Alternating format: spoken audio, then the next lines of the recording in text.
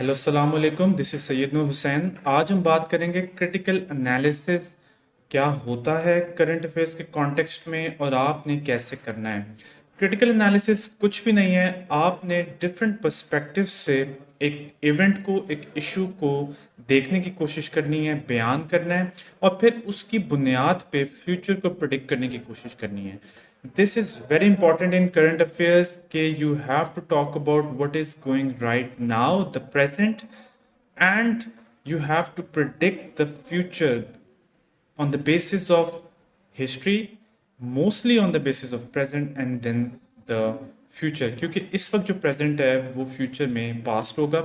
तो आपने जो करंट अफेयर्स है वो इसलिए बड़ी अहमियत रखता है, उसमें हिस्ट्री का पोर्शन आपने रखना है लेकिन बहुत ही कम रखना है। मेक श्योर कि हिस्ट्री का पोर्शन आपके करंट अफेयर्स के क्वेश्चंस में मिनिमम हो, बस वो इतना होना चाहिए जितना कि यूजफुल है to understand the current situation.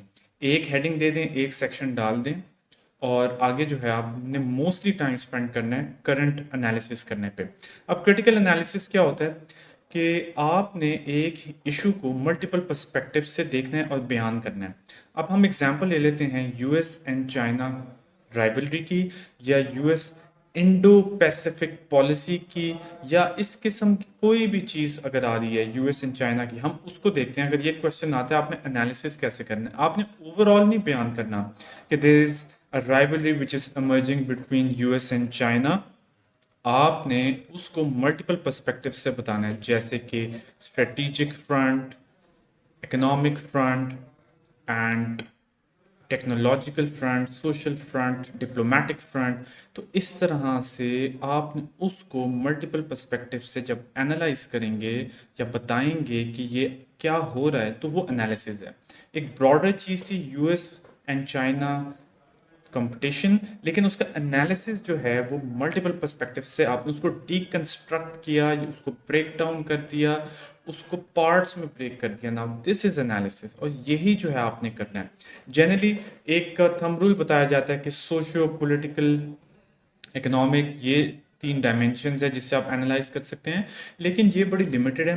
आप इनसे ज़रूर करें अगर आपको कुछ समझ नहीं आ रहा, पर when it comes to current affairs उसको थोड़ा सा उसमें और भी पर्सपेक्टिव्स दें। फॉर एग्जांपल स्ट्रेटेजिक पर्सपेक्टिव्स या स्ट्रेटेजिक फ्रंट, डिप्लोमेटिक फ्रंट और इंटरनेशनल लॉ के पर्सपेक्टिव से दोनों मुल्क एक दूसरे के लिए क्या कर रहे हैं compete करने के लिए, और फिर टेक्नोलॉजिकल फ्रंट और सोशो पॉलिटिकल डायमेंशन भी हो सकती हैं।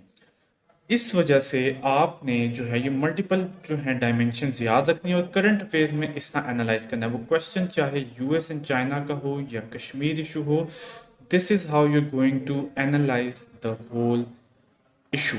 अब करके देख लेते हैं। फॉर एग्जांपल एक क्वेश्चन आता है आपको करंट अफेयर्स में कि यूएस एंड चाइना की इमर्जिंग राइवलरी है, तो इसका आप एनालिसिस दें। तो आपने अपने जहन में रखना है कि 60 to 70% of your question needs to be about the present situation कि अभी हो क्या रहा है, and 30% needs to be about the future. Unless वो क्वेश्चन पूछा जाए कि फ्यूचर इम्प्लीकेशंस क्या है, फिर आपने फ्यूचर को ज़्यादा करना है। लेकिन ये जहन में रखिएगा कि पास्ट को बहुत मिनिमम रखना है करंट अफेयर्स के क्वेश्चन में। पास्ट बस इतना बताएं, हिस्ट्री बस इतनी बताएं to make a certain context and then come directly to the present situation. तो ये अपने जहन में रखिएगा कि पास्ट पे बहुत ज़्यादा फोकस नहीं करना। ये एक ब्लंडर है जो बहुत ज़्यादा स्टूडेंट्स मारते हैं कि फॉर एग्जांपल कोई फॉरेन पॉलिसी का क्वेश्चन आता है, most of the students will do कि वो एक पूरी फॉरेन रिलेशंस या यूएस पाक रिलेशंस की पूरी हिस्ट्री जो है वो उसमें लिख देंगे कि ये हुआ, ये हुआ, ये हुआ, लेकिन वो करंट क्वेश्चन पे नहीं आएंगे जो उन्होंने पूछा होगा।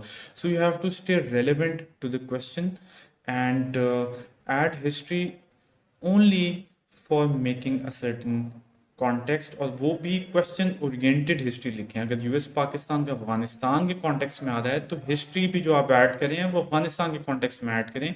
ओवरऑल यूएस पाक रिलेशंस को लिखने की जरूरत नहीं है, ठीक है। और फिर उसको एनालिसिस करें कि सोशल फ्रंट पे, स्ट्रेटेजिक फ्रंट पे, डिप्लोमेटिक फ्रंट पे, इंटरनेशनल लॉ के फ्रंट पे और ट्रेड के फ्रंट पे, इकोनॉमिक फ्रंट पे, ग्लोबल इंटरनेशनल ऑर्गेनाइजेशंस में कोऑपरेशन के फ्रंट पे दोनों मुल्क एक दूसरे को कैसे देख रहे हैं। अब हम देख लेते हैं, एग्जाम्पल पे अपनी आती हैं यूएस एंड चाइना की। अगर राइवलरी पे क्वेश्चन आता है, या यूएस के इंडो पैसिफिक पॉलिसी पे क्वेश्चन आता है कि दोनों मुल्क एक दूसरे को कैसे देख रहे हैं फ्यूचर में, या क्या एक्शंस ले रहे हैं। फॉर एग्जांपल ये आ रहा है कि दोनों की एक इमर्जिंग राइवलरी है, and what are the actions that those countries are taking. अब उसमें आपने टोटल जो है ना वो हर एनालिसिस देना है। आप उसमें सबसे पहले दें कि स्ट्रेटेजिक कंपटीशन, और उसमें सबसे पहले आप बताएं कि डिफरेंट स्ट्रेटेजिक एक्शंस जो यूएस ले रहा है वो क्या है। आप उसमें क्वाड ऐड कर सकते हैं, US India strategic partnership add करें, और उसमें जो भी और स्ट्रेटेजिक एक्शंस यूएस ले रहा है। फिर आप उसमें चाइना के स्ट्रेटेजिक एक्शंस ऐड कर सकते हैं, उसमें बीआरआई है और इस तरह के डिफरेंट जो उनके एक्शंस हैं स्ट्रेटेजिक आप ऐड कर सकते हैं। फिर आप इकोनॉमिक फ्रंट पे बताएं, उसमें बीआरआई डेफिनेटली आएगा कि चाइना की इकॉनमी ग्रो कर रही है, और it's bound to cross US, या ये प्रोजेक्शंस हैं। और बीआरआई एक बड़ा इंपॉर्टेंट प्रोजेक्ट है, सीपेक एक बड़ा इंपॉर्टेंट प्रोजेक्ट है। और उस कॉन्टेक्स्ट में आप यूएस का बता सकते हैं कि जैसे भी build better, build back better, इस तरह करके उनका नाम है प्रोजेक्ट, जो भी उन्होंने लॉन्च किया है बाइडन ने G7 के कॉन्फ्रेंस में, वो एक उन्होंने दिया है। तो आपने इस तरह पहले स्ट्रेटेजिक फ्रंट पे बताया, फिर इकोनॉमिक फ्रंट पे बताया, फिर आप डिप्लोमेटिक फ्रंट पे बता सकते हैं कि यूएस ने बहुत से ऑफिशियल्स सैंक्शन किए हैं और उन्होंने फिर क्या जवाब दिया। इस तरह से आपने अपना एनालिसिस बिल्ड करना है। ये एनालिसिस है कि आपने अपने आंसर को सर्टेन पर्सपेक्टिव से, सर्टेन डायमेंशन से सबसे पहले तो ब्रेक डाउन करना है। तो एनालिसिस में सबसे पहले ये आ जाता है कि आपने ब्रेक डाउन करना है। फिर एनालिसिस जो है it's about projection of the future, कि वेरियस स्टेक होल्डर्स जो हैं वो क्या किस तरह से देख रहे हैं। अगर एनालिसिस ने आपको इस तरह, आपने इस तरह देखना है कि आपने जो वेरियस स्टेक होल्डर्स हैं, इसमें यूएस और चाइना है, उनके शूज़ में आके सोचना है कि what are they looking for, what are their motives, और उन मोटिव्स के लिए क्या डिफरेंट एक्शंस ले रहे हैं और क्या डिफरेंट एक्शंस ले सकते हैं इन द फ्यूचर। एक चीज़, और डिफरेंट एक्शंस जो वो फ्यूचर में लेंगे उसकी क्या इम्प्लीकेशंस हैं। तो ये एनालिसिस है करंट अफेयर्स में कि how you see a situation developing. जब आप एक सिचुएशन देख रहे हैं कि वो डेवलप हो रही है, उसमें डिफरेंट रोज न्यूज़ आ रही हैं, तो you should be able to project the future, कि अच्छा फ्यूचर में कुछ इस तरह से होता नजर आ रहा है। That is the point of analysis, कि आप पास्ट को देख के, प्रेजेंट को देखते हुए डिफरेंट डायमेंशन से फ्यूचर को प्रिडिक्ट कर सकें, और डिफरेंट स्टेक होल्डर्स के जो डिफरेंट मोटिव्स हैं, डिफरेंट इंटरेस्ट हैं, उनको अनअर्थ करके डिफरेंट एंगल से बयान कर सकें। ये है, तो इसको स्टेप बाय स्टेप समझ लें। सबसे पहले आपने अपने ओवरऑल एनालिसिस को डिफरेंट डायमेंशंस में ब्रेक डाउन करना है। फिर उन डायमेंशंस में आपने ये बताना है कि उन स्टेक होल्डर्स ने क्या एक्शंस ले लिए हैं, क्यों ले लिए हैं, उनकी क्या मोटिवेशंस थी, एंड फाइनली आपने बताना है कि जो एक्शंस उसने ले लिए हैं इसकी फ्यूचर में क्या इम्प्लीकेशंस होंगी। और फिर आप ये भी बता सकते हैं कि क्या इम्प्लीकेशंस होनी चाहिए, कि क्या उनको एक्शंस लेने चाहिए। ये आपकी तरफ से जो सजेशंस आ रही हैं वो भी आप कुछ उसमें ऐड कर सकते हैं, कि कॉपरेट कर सकते हैं US and China different organisations पे, स्ट्रेटेजिक जो दूसरे मिसट्रस्ट है उसको कम कर सकते हैं। इस तरह से ये डिफरेंट डायमेंशंस हैं जो आपने अपने आंसर्स में ऐड करनी है।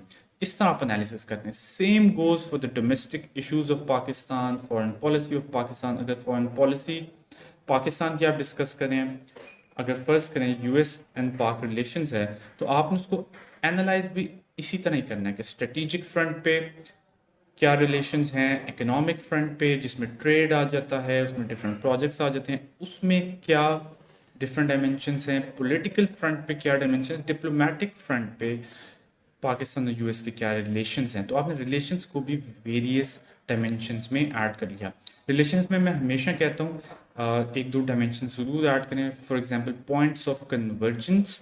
पॉइंट्स ऑफ कन्वर्जेंस क्या डायमेंशन है या क्या पर्सपेक्टिव है कि दो मुल्क हैं, उनके डिफरेंट इंटरेस्ट हैं, नेशनल इंटरेस्ट हैं, वो एक पॉइंट पे कहाँ कन्वर्ज हो रहे हैं, कहाँ पे उनके नेशनल इंटरेस्ट सेम है, that is point of convergence.